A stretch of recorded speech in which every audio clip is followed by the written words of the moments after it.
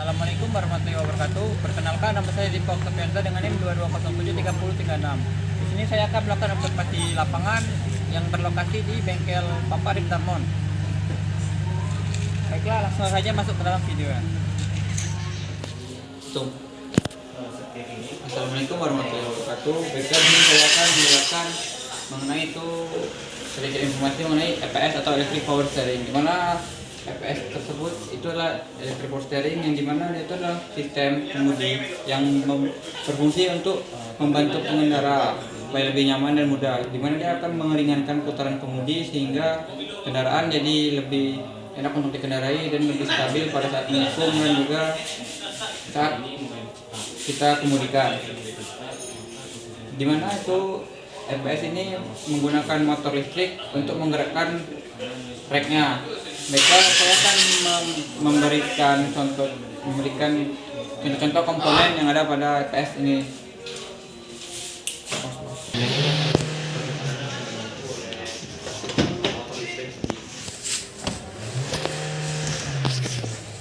Baiklah, yang pertama untuk komponen yang pertama itu ada motor elektrik itu, dimana motor elektrik pada EPS ini berfungsi untuk membantu meringankan perputaran setir supaya lebih mudah untuk diputar. Untuk sensor-sensor yang biasanya bekerja nih yaitu ada vehicle sensor yang dimana dia terletak di gearbox dan bertugas untuk memberitahu kontrol modul tentang kecepatan mobil, serta torque sensor yang berada di kolom setir dengan bertugas memberi informasi ke kontrol modul jika setir mulai diputar oleh pengemudi. Kemudian sini ada kemudi dari mobil itu sendiri yang berfungsi untuk kita gerakkan supaya bisa memutar roda ban mobil. Clouds noise ada. Baiklah, untuk yang selanjutnya itu adalah clutch. Clutch ini yaitu kopling dan ini berada pada motor dan batang setir. Tugasnya untuk menghubungkan dan melepaskan motor dengan batang setir sesuai dengan kondisi. Kemudian selanjutnya itu ada noise suppressor. Noise suppressor itu bertindak sebagai sensor yang mendeteksi mesin sedang bekerja atau tidak. Kemudian selanjutnya ada ECM atau Electronic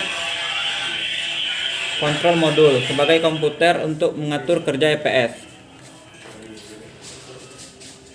Kemudian untuk cara kerja dari EPS sendiri itu ketika kunci kontak di-on-kan maka akan itu saat untuk cara kerja dari EPS sendiri itu saat kunci kontak diputar pada posisi on, kontrol modul akan memperoleh listrik untuk standby.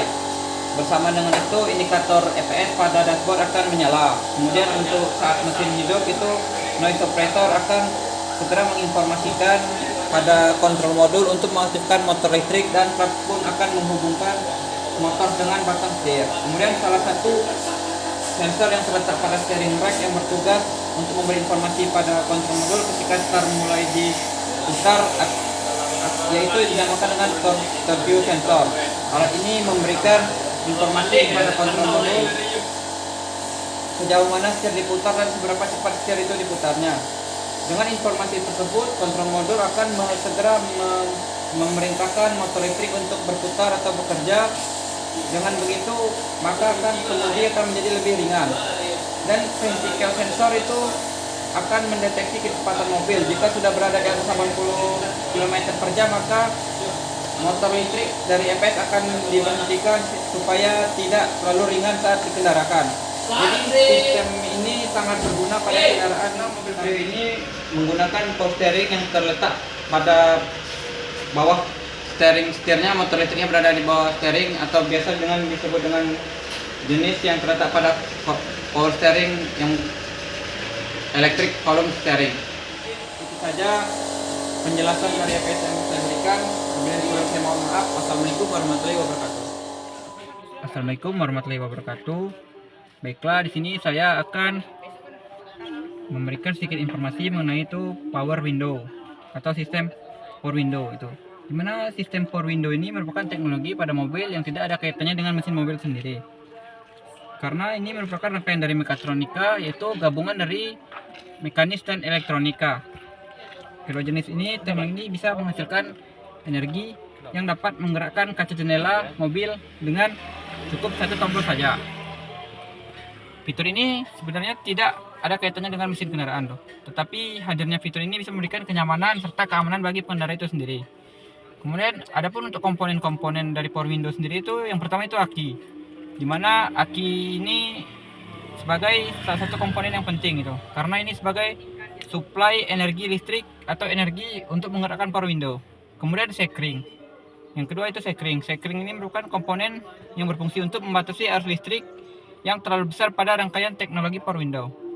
Sekring ini berfungsi untuk mengatur intensitas tertentu sehingga ketika terjadi arus yang lebih maka sekring akan diputuskan oleh sekring sehingga Power Window tetap aman. Kemudian yang ketiga itu saklar. Saklar ini dimana ini berfungsi untuk mengaktifkan rangkaian Power Window tersebut. Kemudian juga yang keempat itu ada Power Window Motor. Di mana Power Window Motor itu berfungsi untuk mengubah energi listrik dan menjadi energi mekanik dalam bentuk gerak putar. Dengan adanya komponen ini sehingga kaca jendela ini bisa terbuka dan tertutup secara mudah. Kemudian ada transfer gear. Transfer gear itu merupakan komponen mekanikal yang berfungsi untuk menyalurkan putaran dari output motor Power Window menuju ke pulei. Kemudian yang keenam itu kawat penghubung. Kawat penghubung itu berfungsi untuk menarik glass holder saat pulei berputar. Kawat penghubung ini memiliki sifat elastis dan saat glass holder terangkat maka akan secara otomatis ikut tertarik. Kemudian untuk fitur-fiturnya yang ada pada Power Window ini ada itu manual up dan down atau turunkan manual atau naikkan manual. Kemudian ada auto up dan down. Kemudian juga ada naikkan semua secara otomatis. Ada untuk fitur untuk mengunci window lock serta jam protection itu atau mendeteksi apakah ada benda terjepit saat Power Window ditekan. Baiklah, sini kita akan coba mengaktifkan Power Window tersebut. Di sini kita bisa menggerakkan kaca jendela mobil kita, baik itu naik atau turun.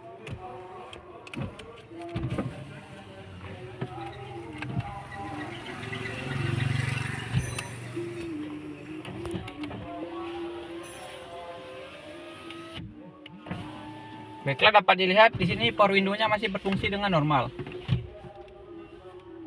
Kemudian itu untuk cara kerja Power Window sendiri itu saat dia menutup manual itu maka Power Window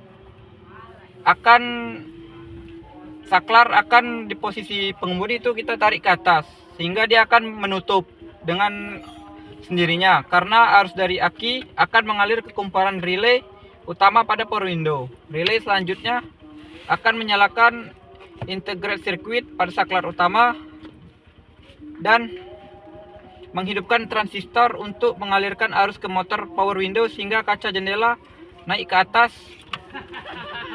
dan akan menutup. Kemudian itu saat membuka manual itu sama saja tetapi dia ditekan ke bawah untuk saklarnya sehingga power jendela akan turun ke bawah mengikuti saklar tersebut. Kemudian adapun untuk cara-cara tips-tips untuk merawat Power Window sendiri itu yang pertama itu gunakan Power Window seperlunya atau jangan gunakan Power Window jika tidak digunakan. Kemudian pastikan itu kaca jendelanya selalu bersih tanpa adanya kotoran yang menempel supaya tidak ada yang menyangkut pada Power Window. Kita juga dapat memeriksa kaca karet pada jendela apakah sudah aus, sebaiknya untuk diganti.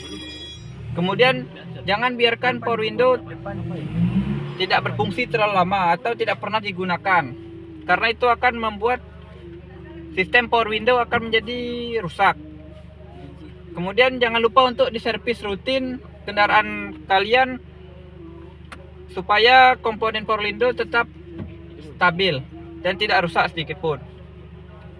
Ini Power Window pada mobil Chevrolet Captiva. Baiklah, kemudian untuk sistem central lock itu dimana central lock merupakan sistem pengamanan dimana dia itu yang berfungsi untuk mengunci pintu secara bersamaan. Untuk central lock sendiri itu bisa kita gunakan secara manual ataupun otomatis. Untuk yang otomatis dia dapat berada pada kunci remote pada mobil itu, kunci remote mobil. Dan untuk yang manual kita dapat dengan menekan sendiri tombol kunci central lock itu sendiri, dimana jika kita menekan kunci central lock itu maka kita akan mengunci seluruh pintu dan keamanan mobil menjadi lebih bertambah. Kemudian untuk alarm sendiri itu berfungsi untuk ketika mobil kita terparkir dan kita akan mengaktifkan fitur alarm, sehingga jika kap mobil ataupun pintu dibuka secara paksa, alarm tersebut akan berbunyi, sehingga itu akan membuat kita mengecek mobil tersebut. Kenapa alarm tersebut bisa berbunyi? Apakah ada pencuri ataukah ada gangguan yang lainnya? Mungkin itu saja yang bisa saya sampaikan. Mungkin itu saja informasi yang bisa saya berikan. Lebih dan kurang saya mohon maaf. Wassalamualaikum warahmatullahi wabarakatuh. Baiklah, di sini saya akan memberikan sedikit informasi mengenai SRS atau Supplemental Restraint System. Di mana SRS itu ada airbag, yang dimana airbag itu merupakan fitur sistem keselamatan pada kendaraan yang sudah ada biasanya pada kendaraan saat ini. Dimana airbag itu berfungsi untuk mengurangi cedera pada pengendara saat pengendara tersebut terjadi kecelakaan pada kendaraan tersebut. Dimana untuk komponen-komponen dari airbag sendiri itu ada yang pertama itu ada sensor kecelakaan itu, dimana sensor tersebut berfungsi untuk memberikan informasi ke ECU jika terjadi tabrakan. Kemudian ada inflator, di mana inflator tersebut berfungsi untuk mengembangkan kantong bag atau airbag supaya bisa mengembang. Kemudian ada bag kantong tersebut, di mana bag tersebut berfungsi untuk mengurangi hantaman dari pengendara ketika terjadi kendaraan. Kemudian ada ECU, di mana ECU tersebut berfungsi untuk mengelola data dari sensor yang memberikan informasi ketika terjadi tabrakan. Kemudian jika kita menggunakan airbag, kita juga akan menggunakan seatbelt, di mana seatbelt tersebut jika kita gunakan maka akan mengurangi 14% kerusakan dari daya hantaman saat kita kecelakaan. Jika ditambah dengan airbag maka akan mengurangi 50% kerusakan cedera pada pengendara. Kemudian airbag tersebut untuk cara kerja dari airbag tersebut, jika kita terjadi kecelakaan maka sensor akan mengirimkan sinyal kepada ECU bahwa terjadi benturan pada kendaraan yang keras. Kemudian dari ECU akan memerintahkan inflator untuk mengembangkan airbag, sehingga airbag akan meletus dan keluar, sehingga pengemudi akan berkurang cederanya. Kemudian untuk sensor airbag itu biasanya terletak di depan kendaraan. Kemudian untuk airbag tersendiri itu biasanya berada pada kemudi itu, atau disebut dengan driver airbag. Ada juga untuk penumpang yang biasa disebut dengan passenger airbag, di mana airbag tersebut akan mengembang ketika terjadi tabrakan. Mungkin itu saja yang bisa saya sampaikan, lebih dan kurang saya mohon maaf. Wassalamualaikum warahmatullahi wabarakatuh. Di sini kami dari UNP akan melakukan wawancara di bengkel Pak Mon untuk memenuhi mata kuliah tugas ototronik. Di mana dengan saya sendiri, nama saya Zipa Oktavianto dengan NIM 22073036. Dengan saya Bayu Oktaviano dengan NIM 2207 3009. Dan saya Agep Radi dengan NIM 22073081. Dan saya Muhammad Wima Hatta dengan NIM 22073028. Di sini kami juga bersama Abang Mekanik. Siapa namanya? Perkenalkan, nama saya Daniel Paringotan Debata Raja. Saya juga berasal dari UNP dengan tahun 2020. Mungkin kami akan melakukan sedikit wawancara bersama Bang ini.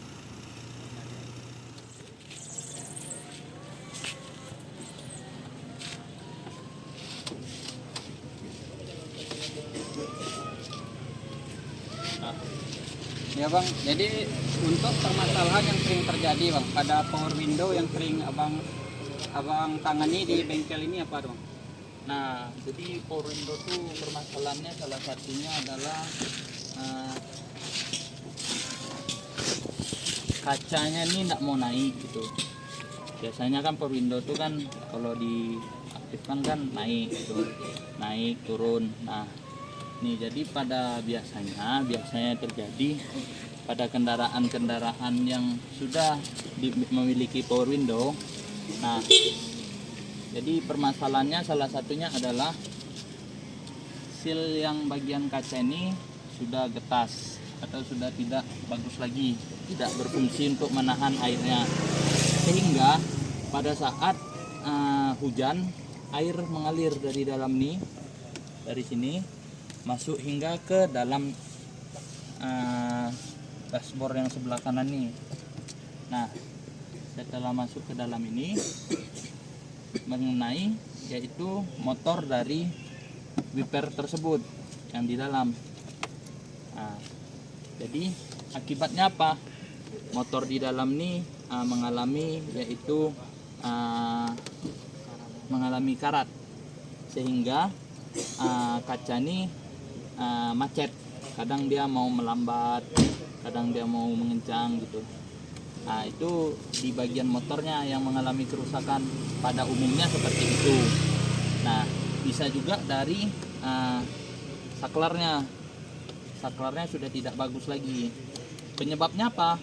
Sama, pada saat hujan air masuk ke dalam bagian sini, sehingga masuk ke sela-sela dari saklar tersebut, sehingga terjadilah karatan juga di dalam. Nah, kalau sudah seperti itu, langkah untuk pemeriksaannya adalah pertama cek dulu sekringnya yang ada di dalam. Nah, setelah dicek apakah bagus sekringnya, tidak. Kalau misalnya dia tidak bagus, sekringnya ganti.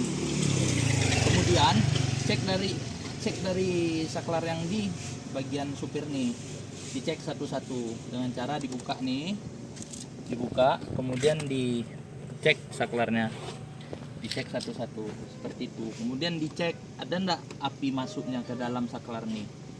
Nah, penanganannya bila saklar ini rusak bisa dicek, kemudian dibersihkan dulu. Nah, berubah atau tidak dia, seperti itu.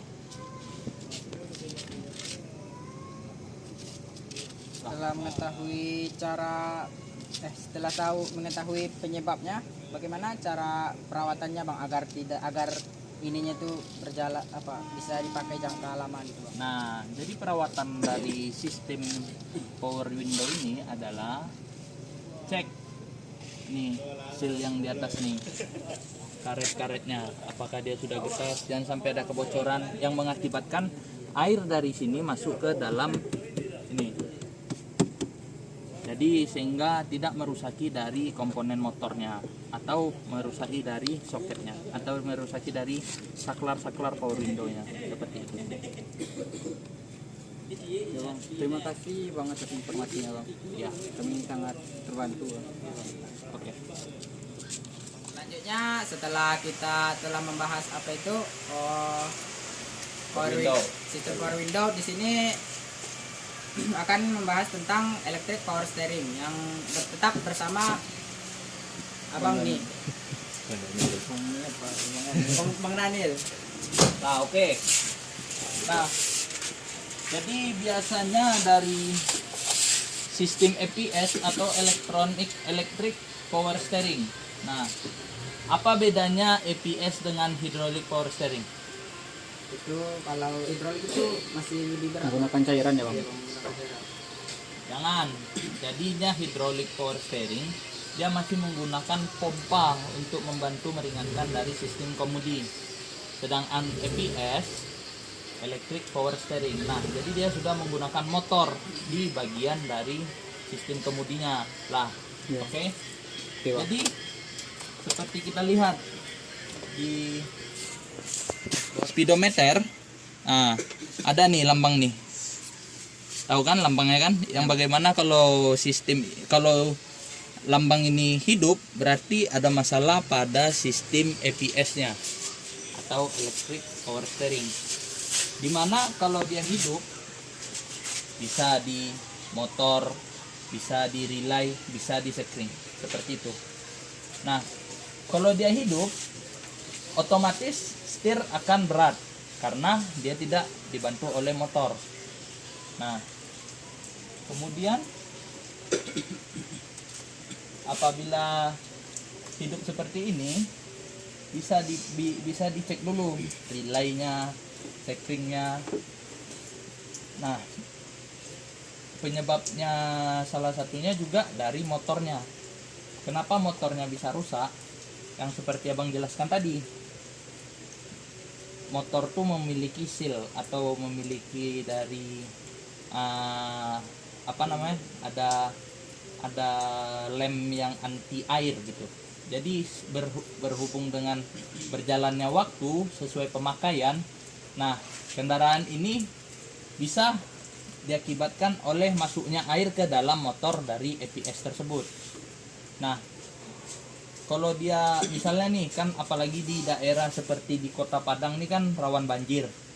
Jadi dia setelah melewati banjir atau genangan air, bisa dia mengakibatkan motor dari EPS ini rusak. Nah, apa penyebabnya? Air tadi masuk ke dalam motor electronic power steering tersebut, sehingga dia mengakibatkan karat di dalam dan tidak maksimal kerjanya seperti itu. Atau bisa jadi juga brus yang di dalamnya sudah habis sehingga dia tidak maksimal bekerjanya. Apalagi yang mau ditanyakan? Ya bang, kalau untuk perawatannya bang, perawatan dari power steering itu sendiri bang. Nah, kalau untuk perawatannya ibaratnya ya yang pertama, karena dia sudah menggunakan sistem EPS, kalian harus memeriksa dari baterainya, karena tegangannya itu tidak harus standby seperti itu. Ada lagi yang ditanyakan? Mungkin terima kasih bang atas informasinya bang. Baik, oke. Ya. Baiklah, itu saja mungkin video observasi lapangan saya yang berlokasi pada bengkel Pak Mon di Tabing. Lebih dan kurang saya mohon maaf. Assalamualaikum warahmatullahi wabarakatuh.